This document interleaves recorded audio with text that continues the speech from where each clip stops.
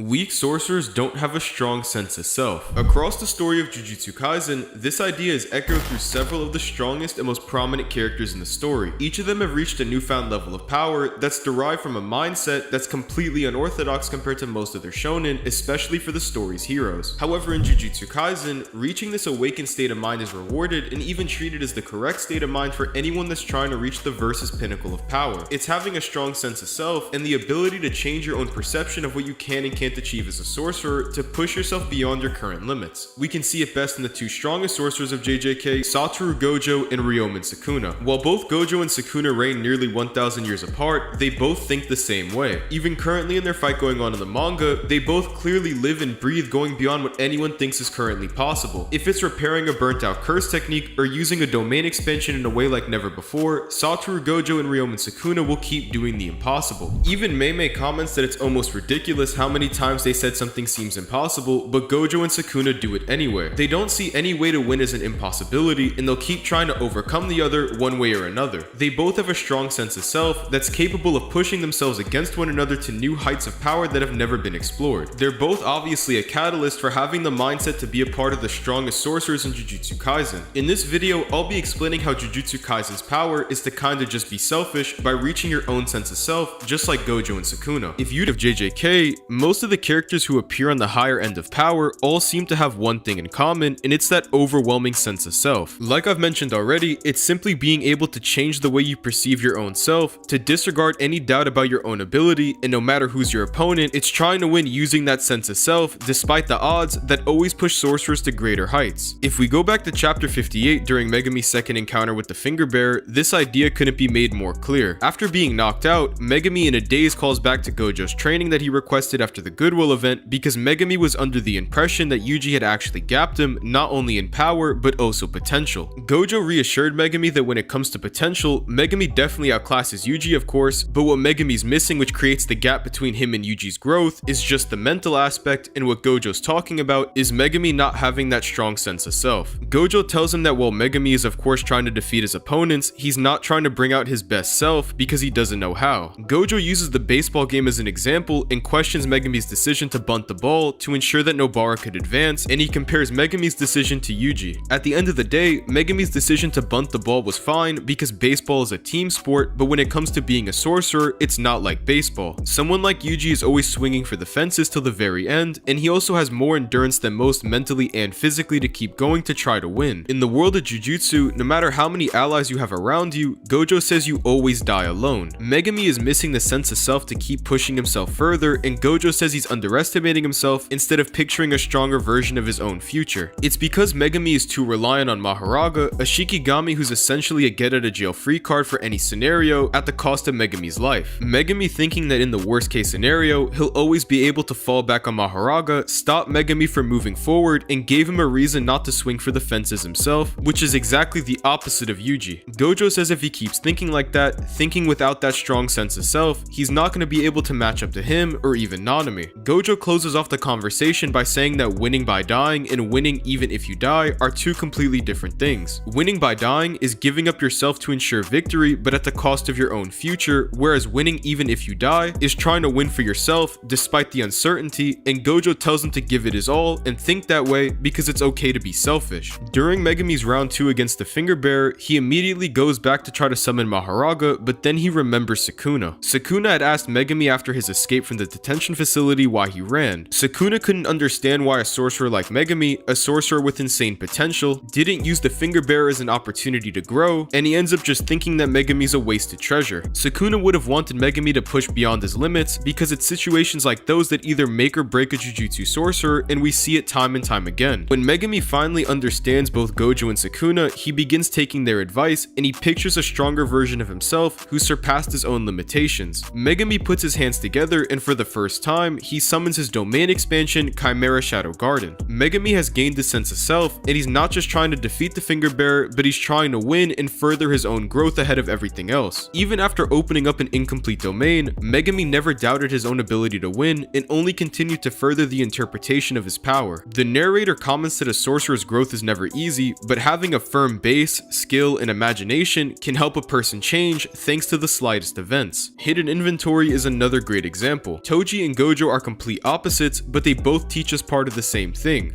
the importance of having that strong sense of self. Toji is a fighter who's completely unchanged from the world of Jujutsu, a man with no cursed energy. Gojo, on the other hand, is the complete opposite. He's born with the 6 eyes and the limitless curse technique, and he's literally tied to the Jujutsu world by fate. After making it back from the verge of death from his first fight with Toji, Gojo manages to stand up before him and even claim that he feels like he's brand new. Toji lost to Gojo because he deviated from his true self, and he was motivated by wanting to crush the Jujutsu world instead of doing what he truly desired. Gojo, on the other hand, finally began to understand himself. He didn't fight for Shoko or Geto, he simply enjoyed everything in that moment that felt right. It's right then and there that we get the most iconic panel of the manga of Gojo calling himself the Honored One, which, by the way, according to Gege Akutami, the mangaka for JJK, claiming to be the Honored One is a show of arrogance, which is perfectly displaying Gojo's overwhelming sense of self in this moment. Gojo and Toji show us another layer of having a strong sense of self. It's being able to live by your own condition with the freedom to enjoy living as your true self. It's being able to grow without restraint, and it's being able to look at yourself and disregard your own doubt and live in accordance to your own desire. And as a Jujutsu sorcerer, if that means being selfish, so be it. Aside from Satoru Gojo, the only other person in the manga to be called the Honored One is Ryomen Sukuna, who arguably embodies a stronger sense of self than even Gojo himself. In chapter 30, during his encounter with Mahito, the narrator explains that to Sukuna, who lives and dies doesn't really matter. Sukuna exists for his own leisure, and this is reiterated again nearly 200 chapters later. Oro explains to Yuta that he's reaching his limits as a sorcerer, but what lies outside those limits is a being that disregards all else, like a calamity, referring to Sukuna. The idea of missing that sense of self-limiting sorcerers isn't even unheard of, and I've already mentioned Gojo telling Megumi that without the mental aspect, he'd never be able to match up to himself or even Nanami. Sukuna had explained a similar idea to Jogo at the end of their fight, where he tells Jogo about a path to power, but especially a path through having that sense of self. He tells Jogo that humans flocking together and curses flocking together, comparing themselves to those around them, leads to weakness and stunts their growth. Sukuna tells Jogo that he should have burnt everything he desired to a cinder to reach the heights of Satoru Gojo and not worry about his future or identity, but Jogo doesn't have the hunger to take hold of his desires. It's important to note that Sukuna tells Jogo to burn the things he desired in the past tense for things he desires now. Sukuna's drive for power is himself. Again, Sukuna exists for his own leisure, and his true self is disregarding anybody else like a calamity. Not everybody needs to be a selfish psycho necessarily to grow this way as a sorcerer. There's a pretty big misconception in the JJK fandom that simply being selfish alone will make you insanely strong, but this simply isn't true. If being selfish alone made you stronger, then people like Kashima would be at the top of the power system, but there's people like Yuki, Yuta, and Gojo who are all in the special grade caliber without being completely selfish. Like I've mentioned already, it's part of living in according to your own desire. Disregarding all else, including your true goals, isn't what makes you insanely strong. Even Sukuna, who's probably the most extreme example of this mindset, tells Jogo about having the hunger to chase after his own goals. Having a strong sense of self, disregarding your own doubt, and living in according to your true desires doesn't always have to be selfish, but it can be, and if it is, so be it. Another aspect about those who hold this mindset is that eventually they always end up trying to, or just end up changing the world around them. Geto, after chasing his own desires, and as someone who told Yuta that there's nothing more important than self-affirmation, tried to completely change the world by getting rid of non-sorcerers. Another example is Maki, who after starting to reach her own sense of self, completely dismantled one of the big 3 Jujutsu families, the Zenin clan, or even Kenjaku, who's literally trying to change the world itself by bringing back the golden age of Jujutsu sorcery, or even Gojo, who wants to reset the entire Jujutsu world in a political sense, and he's already made massive waves of change by using his strength alone. There's many other examples that can be found across the series, but I think you get the idea. Having that strong sense of self and pushing yourself to make those ideals a reality will eventually begin conforming the world around you in accordance with living to what you think feels right and by your own rules. We can see this idea in the hallmark of Jujutsu Kaisen's power system and what Sukuna calls true Jujutsu, domain expansions. According to Kusakabe, domains have parameters, and it's discovering a blend of these parameters or conditions that are needed to establish your own domain expansion. By creating an environment that's almost like another world, by setting up your own conditions, a domain puts the sorcerer at the peak of their power, and domains themselves are considered the peak of Jujutsu. Just like the inside of a domain expansion, when sorcerers live in according to their own conditions, by their own rules, they can change the world around them, and it results in them reaching newfound levels of power. Which is also why I think it's very fitting that Megumi unlocked his domain expansion after reaching his own sense of self. Throughout Jujutsu Kaisen, even the strongest characters in the series are punished or rewarded for giving into this mindset. For example, when Yuki doubted her own ability and relied on Tengen, she lost against Kenjaku's domain expansion. Yuki had doubted her own ability in a domain battle with Kenjaku, and Kenjaku even realized Yuki's reluctance to go into a clash with him, and that's when he chooses to expand his own. That's not to say if Yuki had expanded her own domain she would have beaten Kenjaku, but it would have given her a better opportunity to overcome and grow like Megumi did against the Finger Bear. Another example is Satoru Gojo, the strongest Jujutsu sorcerer, getting sealed by Kenjaku during the Shibuya incident. When backed into a corner, when restrained not physically but mentally, Gojo was forced to sit and watch. Even someone as strong as Gojo was conflicted because Kenjaku had built a scenario that was perfectly crafted to restrict the strongest in almost every way. What conflicted Gojo was having to make a choice, to either sacrifice the lives of the innocent people in Shibuya to exercise the disaster curses, or to sit back and do nothing instead of possibly ending the lives of innocent people. When left with only one option, Gojo chose to bet on himself. It's then when he opened up his domain for only 0.2 seconds, and he's called the strongest sorcerer alive. Gojo had decided that despite the odds, he was gonna act selfishly and bet on his own ability to win. And that's exactly what makes Gojo the strongest sorcerer in the modern age. It's when Kenjaku actually appears when Gojo is once again frozen in place. While he knew in his soul that Geto was dead and that the sorcerer standing before him was an imposter, Gojo did not immediately dismiss this and attack Kenjaku because he was too focused on what he was seeing rather than what he knew deep down. Nanami makes a comment earlier in the story about how sensing before seeing is standard for one who is capable. Gojo's mistake was letting his sixth eyes go against what his soul already knew deep down. Gojo didn't have a strong enough sense of self to disregard his own doubt and go with his gut, and that's why he was sealed by Kenjaku. There's a little foreshadowing before this of Gojo not knowing about his own identity that conflicts with his strong sense of self, and the most notable examples are Gojo not seeing his own reflection in the eye of the prison realm and Geto's comment at the end of Hidden Inventory, but I'll talk more about that in another video. It's not just Gojo. Finding your own identity and your own true self is one of the main ways of building that strong sense of self. Cursed spirits and sorcerers alike grow massively when they finally understand themselves and their own goals. Mahito, for example, kept growing massively as he further understood his curse technique to gain a greater understanding of his own soul and eventually himself.